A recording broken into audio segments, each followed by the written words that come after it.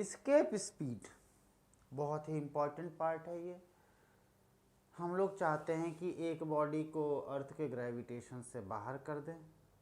अब एक बॉडी को हम अर्थ के ग्रेविटेशन से बाहर करना चाह रहे हैं, तो वो मिनिमम स्पीड जिससे हम किसी बॉडी को फेंकें, वो मिनिमम स्पीड जिससे हम किसी भी बॉडी को फेंकें और वो वाली बॉडी अर्थ के ग्रेविटेशन से बाहर चली जाए। This is the minimum speed with which when a body is projected, this will escape out from gravitation of earth is known as escape speed. आइए, this is the minimum speed with which when a body is projected from surface of earth, it will never return from space. This speed is called escape speed. मैं किसी भी body को फेंकने के लिए एक external work करूंगा, कोई भी व्यक्ति एक बॉडी को थ्रो करने के लिए एक एक्सटर्नल वर्क करेगा, और वो वर्क होगा अर्थ के ग्रेविटेशन से बाहर ले जाना या इनफाइनाइट पे ले जाना। मतलब ये work this is equal Gmm/r। किसी भी बॉडी को हमने थ्रो किया है अर्थ के सरफेस से इनफाइनाइट पर ले जा रहे हैं, तो this is the work done which is exactly opposite to the work done to bring body from infinite to earth surface. यहाँ पर हम इनफाइनाइट से अर्थ सरफेस पे लाते थे तो पोटेंशियल एनर्जी होता था, अभी अर्थ के सरफेस से इनफाइनाइट पे ले जाएंगे तो माइनस ऑफ पोटेंशियल एनर्जी हो जाएगा, देयरफॉर माइनस ऑफ Gmm/r। और क्योंकि हम किसी भी बॉडी को प्रोजेक्ट करने के लिए वेलोसिटी प्रोवाइड कर रहे हैं, स्पीड प्रोवाइड कर रहे हैं, मतलब हम उसे काइनेटिक एनर्जी प्रोवाइड कर रहे हैं, मतलब 12mv² प्रोवाइड करा रहे हैं। जब हमने इसको सॉल्व किया, gm के जगह पर एज यूजुअल gr² लिख दिया और इसे सॉल्व किया, तो हमारे पास एस्केप वेलोसिटी के लिए फॉर्मूला आ रहा है √2gr।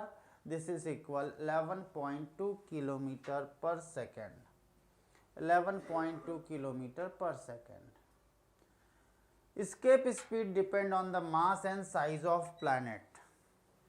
आर पे डिपेंड कर रहा है और मास पर डिपेंड कर रहा है। That is why escape velocity on Jupiter is more than that of earth, क्योंकि जुपिटर का मास भी अर्थ से अलग है और रेडियस तो बहुत ही ज़्यादा अलग है। Next, escape speed is independent of mass of body which is projected. Mass of the body which is projected,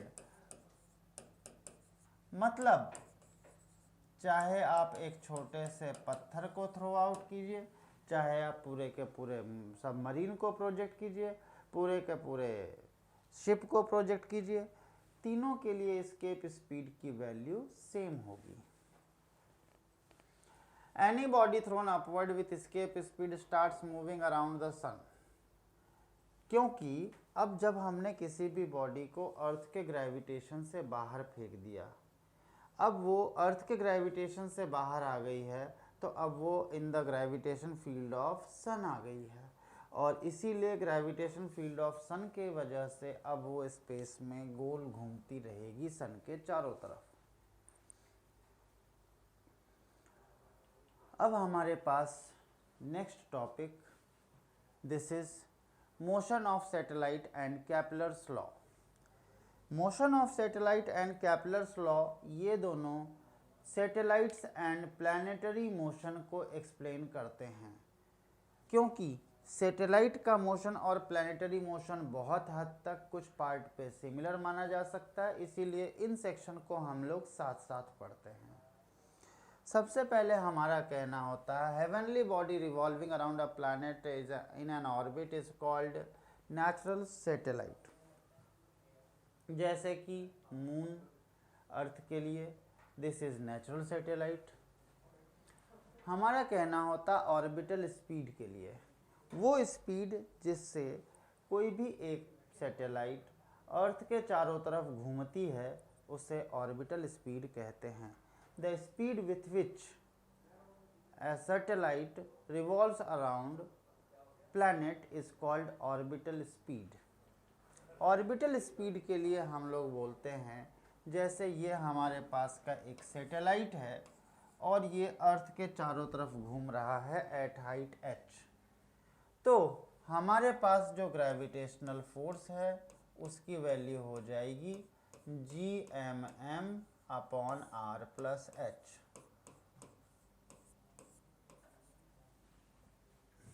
ये जो हमारे पास की सैटेलाइट पे लगने वाला फोर्स है इसे हम लोग बोलेंगे mv²/r+h।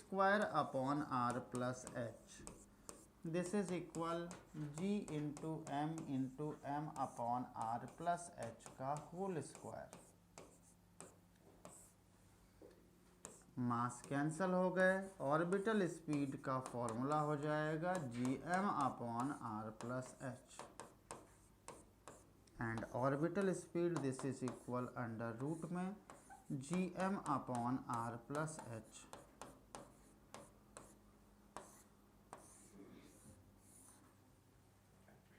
ये है हमारे पास ऑर्बिटल स्पीड के लिए एक्सप्रेशन। हम लोग फर्दर जीएम के जगह पर GR² भी लिख सकते हैं तो भी हमारे पास का रिजल्ट आ जाता है। और ऑर्बिटल वेलोसिटी का, ऑर्बिटल स्पीड का फॉर्मूला है Gm/r+h। फर्दर इसे सॉल्व किया और जीएम के जगह पर GR² लिखा तो r की वैल्यू कैंसिल हो गई। नेक्स्ट फॉर्मूला आ गया हमारे पास में अंडर रूट में GR/1+h/r। एंगुलर स्पीड, हमने बोला कि यहाँ पे हमारे पास m⍵²r force this is equal Gm/r²। इसको जब हमने सॉल्व किया तो ओमेगा की वैल्यू आ गई है अंडर रूट में Gm/r³।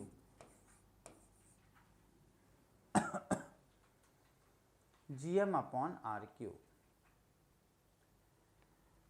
ये हमारे पास का एक सैटेलाइट जो अर्थ के चारों तरफ घूम रहा है, उसके लिए हमारे पास में नेक्स्ट आती है बात टाइम पीरियड ऑफ रिवॉल्यूशन। तो हम लोगों ने अभी जैसा कि पढ़ा है omega equal Gm/r³, omega equal Gm/r³ है, तो इसीलिए हम लोग बोलेंगे omega this is equal under root में Gm/r³। Omega is 2π/t, this is equal under root में Gm/r³। तो एक रिवॉल्यूशन को कंप्लीट करने में यहाँ पर time is t, this is equal 2π under root में r³/gm। t equal 2π under root में r³/gm। r is radius of earth plus height. Now potential energy, potential energy as usual जैसा कि हमने पढ़ा हुआ है पहले भी, this is equal -Gm1m2/r।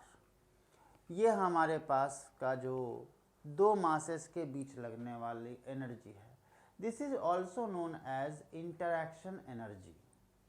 This is also known as interaction energy. जैसा कि हम लोगों ने अर्थ के लिए देखा था, वापस से हम लोग रिकॉल कर रहे हैं कि अर्थ के बाहर पोटेंशियल एनर्जी का फॉर्मूला होता है -Gm/r, इसीलिए यहाँ पर इन्वर्सली प्रोपोर्शनल टू r का रिलेशन है। Potential energy is inversely proportional to r with minus sign. Minus sign होने की वजह से ये ग्राफ नीचे की तरफ बन रही है। Negative sign indicates that satellite is attracted towards earth, मतलब this is bounded by earth force of attraction. Kinetic energy, kinetic energy of planet is half into m into v² and v equal orbital velocity.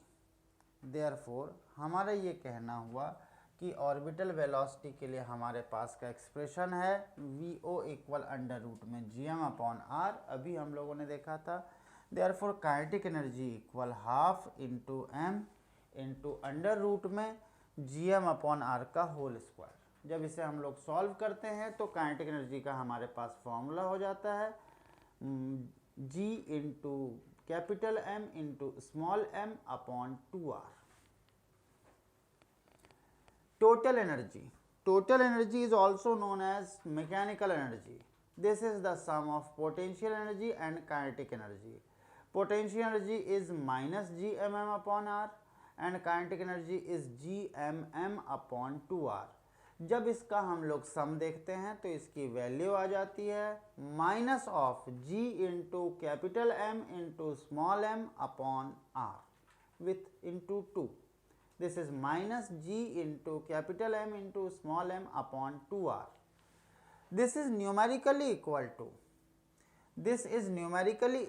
to kinetic energy of satellite.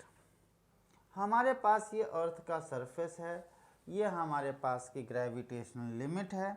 इस gravitational limit से जब हम किसी body को ज़्यादा speed से यहाँ पर थ्रो करते हैं तो वो स्पेस में चली जाती है.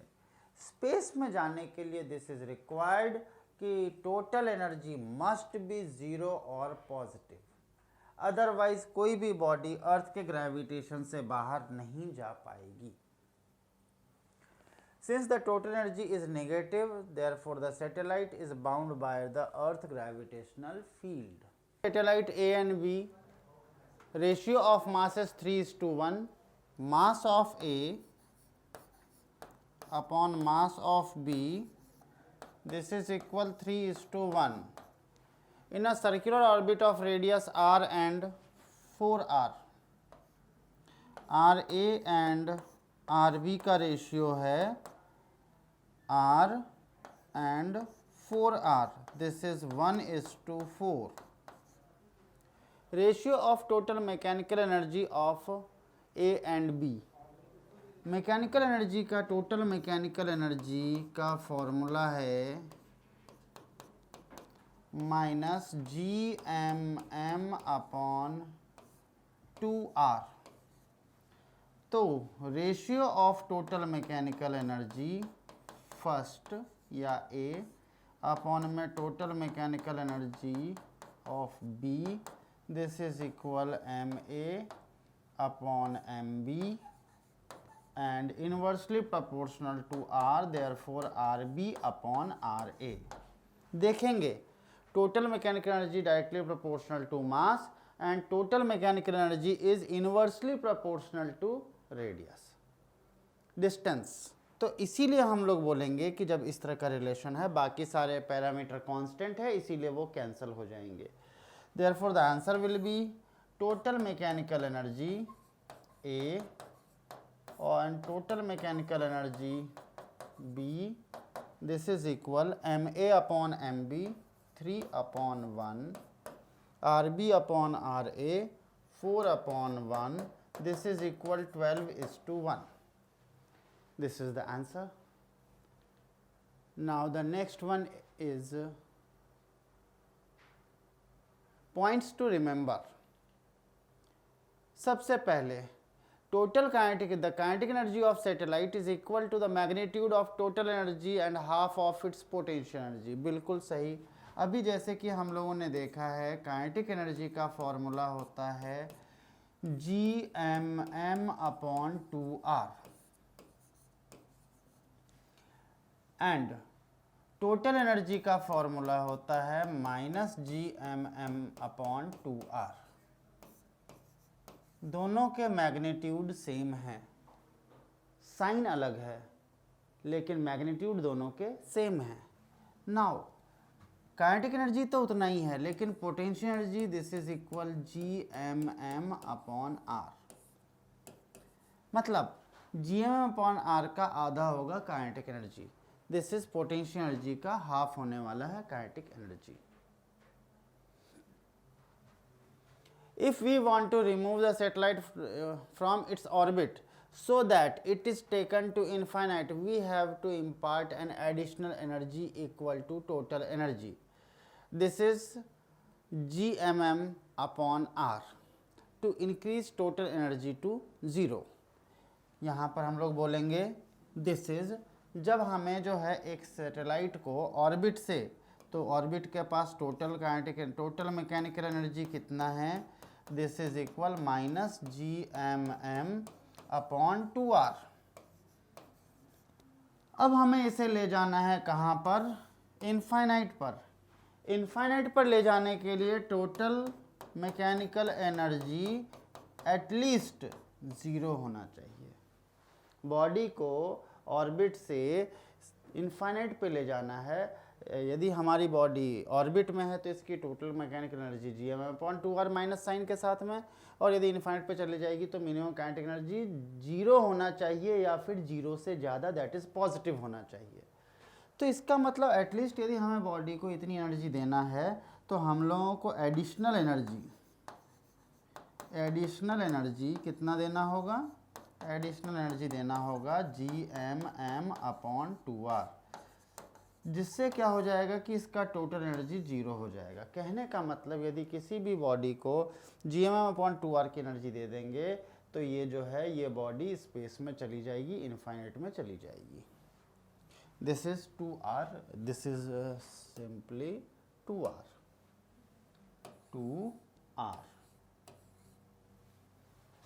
Now the next one, trajectory of a body projected from point A in direction AB with different initial velocities.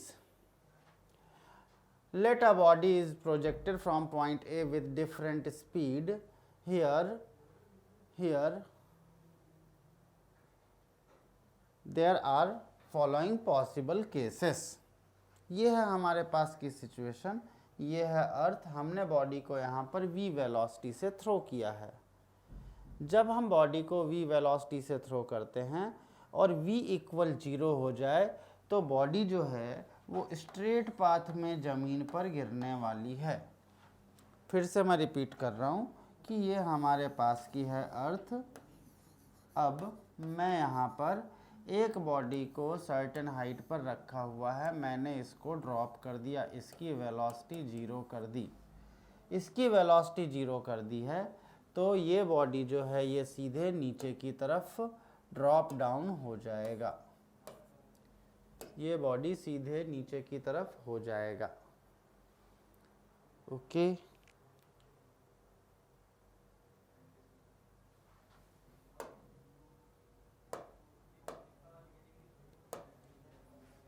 v equal 0।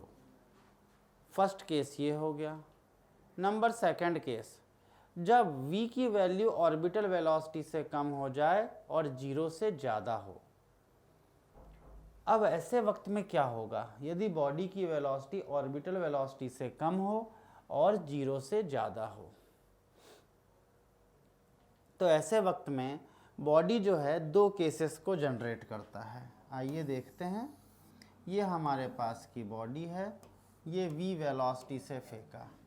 If हमने इसको v0 से फेंका होता, तो ये बॉडी एक सर्कुलर पाथ पर घूमते हुए, ये बॉडी एक सर्कुलर पाथ पे घूमते हुए सर्कुलर मोशन करती है ना। लेकिन अभी हमने इस बॉडी को v0 से कम स्पीड से फेंका है, तो इसके पास सफिशिएंट स्पीड नहीं है सर्कुलर मोशन करने के लिए। तो ऐसे वक्त में ये कुछ इस तरह से कम एनर्जी होने की वजह से अर्थ के पास जाएगी। एक और केस हो सकता है कि ये बॉडी अर्थ पे ड्रॉप डाउन हो जाए। यदि ये बॉडी ड्रॉप डाउन नहीं होती है तो ये इस तरह से घूमेगी और अर्थ ये जो पाथ है इसके फोकस पर रहेगा, and the path must be ellipse. तो वही कहा जा रहा है, path is an ellipse with centre O of the earth as one of its foci. जब पार्टिकल के पास में v इक्वल v0 रहेगा, दिस इज ऑर्बिटल वेलोसिटी, तो ये डेफिनेटली सर्कुलर पाथ पे चलने वाली है। ये सिचुएशन देखिए, जब बॉडी की वेलोसिटी 0 से ज़्यादा होनी चाहिए और ऑर्बिटल वेलोसिटी से कम होनी चाहिए, तो ये वाली सिचुएशन। और जब यहाँ पर हम बात करें बॉडी की वेलोसिटी ऑर्बिटल वेलोसिटी से ज़्यादा हो लेकिन एस्केप वेलोसिटी से कम हो। ऑर्बिटल वेलोसिटी से ज़्यादा है तो ये, यदि ऑर्बिटल वेलोसिटी होती तो सर्कुलर पाथ में चलता, लेकिन अब ऑर्बिटल वेलोसिटी से ज़्यादा है तो वो क्या कर रही है, इलिप्टिकल पाथ में चल रही है, लेकिन वो अर्थ के ग्रेविटेशन से बाहर नहीं जा पा रही। वो अर्थ से दूर तो जा रही है लेकिन अर्थ के ग्रेविटेशन से बाहर नहीं जा पा रही। तो फाइनली ये लौट करके क्या हो रही है, अर्थ के ग्रेविटेशन में ही रह रही है। तो इसीलिए जब बॉडी की वेलोसिटी ऑर्बिटल से ज़्यादा हो और एस्केप से कम हो तो ये लगातार सर्कुलर पाथ में घूमती रहेगी। यही वाली केस है। जब ऑर्बिटल वेलोसिटी से कम तो ये वाली सिचुएशन, जब ऑर्बिटल वेलोसिटी से ज़्यादा तो ये वाली सिचुएशन। इन दोनों सिचुएशन में अर्थ उसके फोकस पर ही रहने वाला है। और जब बॉडी की स्पीड एस्केप वेलोसिटी के बराबर हो जाए तो ये बॉडी जो है अर्थ के ग्रेविटेशन से बाहर निकल के स्पेस में चली जाती है। और जब बॉडी की स्पीड वेलोसिटी एस्केप वेलोसिटी से ज़्यादा है तो वो हाइपरबोलिक पाथ पे अर्थ के ग्रेविटेशन से बाहर निकल जाती है और वापस से फर्दर स्पेस में चलती रहती है। यहाँ पर हम लोगों ने बहुत अच्छे से इसको एक्सप्लेन किया है। जब v0 से कम की इस वेलोसिटी तो बॉडी जो है वो अर्थ के सरफेस पर आकर के गिर जाएगी। नंबर 2, जब बॉडी की वेलोसिटी ऑर्बिटल के बराबर तो ये बॉडी सर्कुलर पाथ पे चलने वाली है और सर्कुलर पाथ पे घूमेगी। जब बॉडी की वेलोसिटी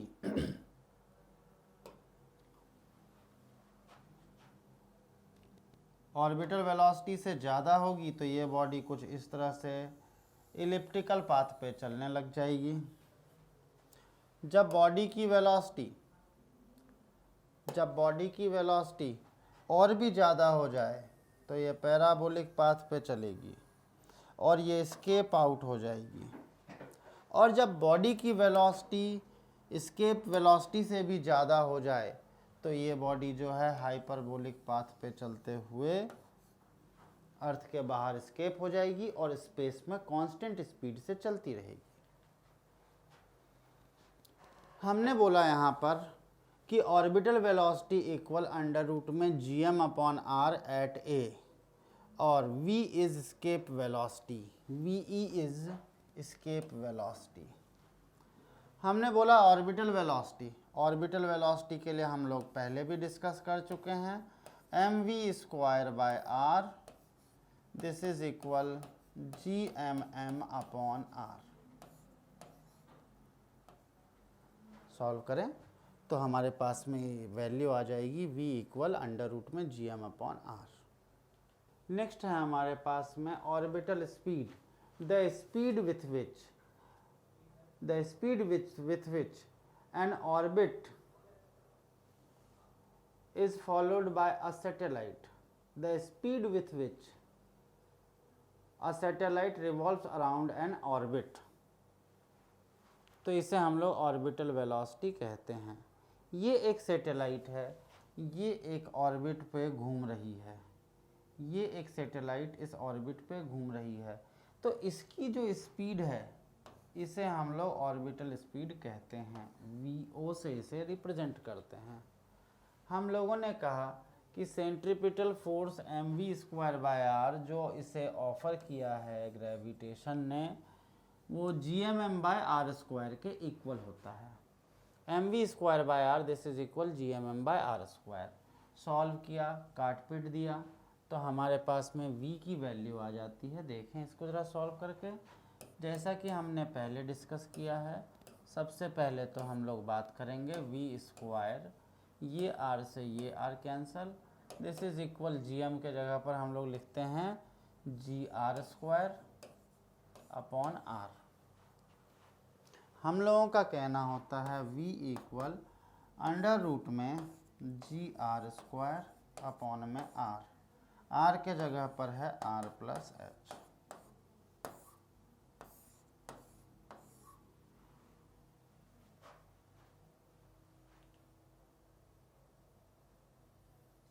जियो स्टेशनरी सैटेलाइट और जियो सिंक्रोनस सैटेलाइट।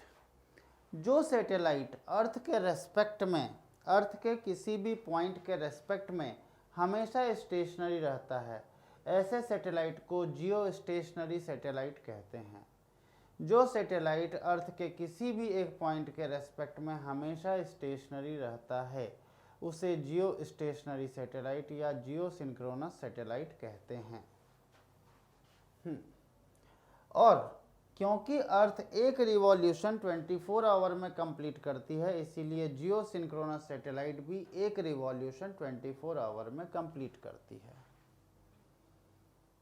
जैसा कि हमने यहाँ पे बताया है कि यहाँ पे अर्थ का घूमना 24 आवर में हो रहा है, तो यहाँ पे जियो स्टेशनरी सैटेलाइट भी 24 आवर में T=24 आवर में एक प्लेस पे वापस से घूमकर आ जाती है।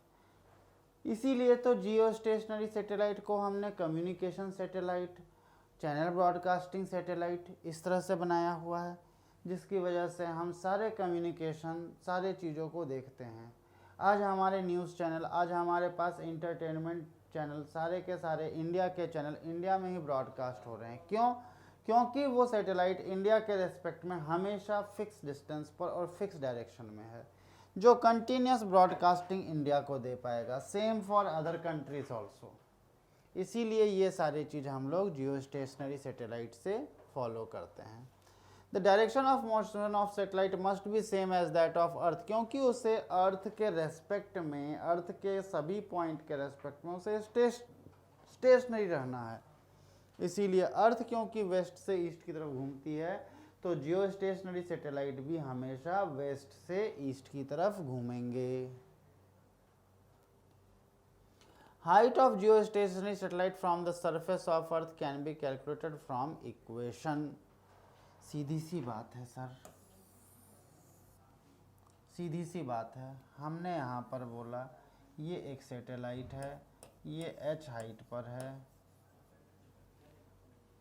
h हाइट पर है, तो हमारा कहना होता है m omega square r,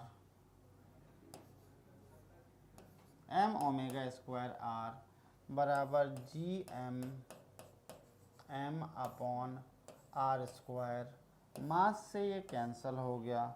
omega square this is equal G m upon r cube, G m upon r cube.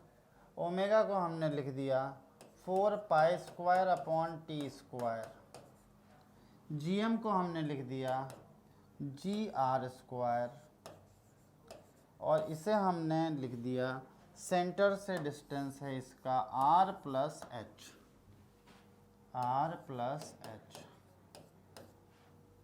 तो इसीलिए हम लोग लिखेंगे r plus H this is equal G R square upon में 4 pi square into T square, h equal G R square upon r 4 pi square T square minus r। और यहाँ पर ये हमारे पास का एक्सप्रेशन, तो ये square G R square upon में यहाँ पर आर क्यूब, ये मैंने इस पार्ट को थोड़ा सा देखा नहीं था। Therefore R plus H this is equal, this is 1/3, this is 1/3। Therefore यहाँ पर हो जाएगा H equal 1/3 T square R E square G upon 4 pi square cube root minus are.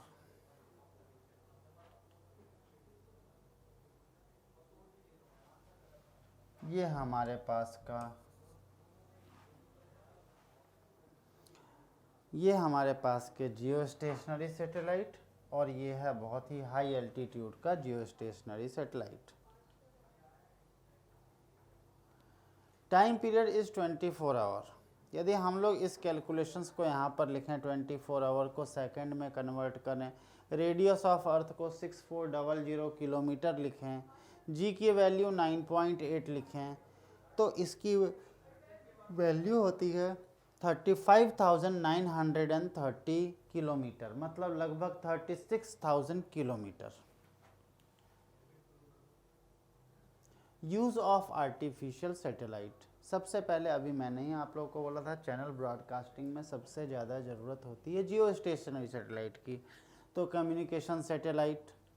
Number 2 weather satellite and weather forecasting, ये सारे के सारे geostationary satellite. Weather forecasting तभी हो सकता है जब उसका वो कंटिन्यूस मैप लेते रहे, तभी ये चीज़ पॉसिबल है।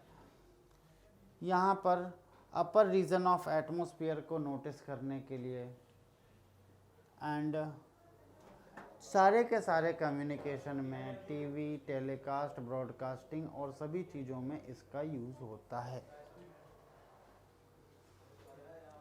This is use to notice the exact shape of earth. This is ellipsoid not spherical.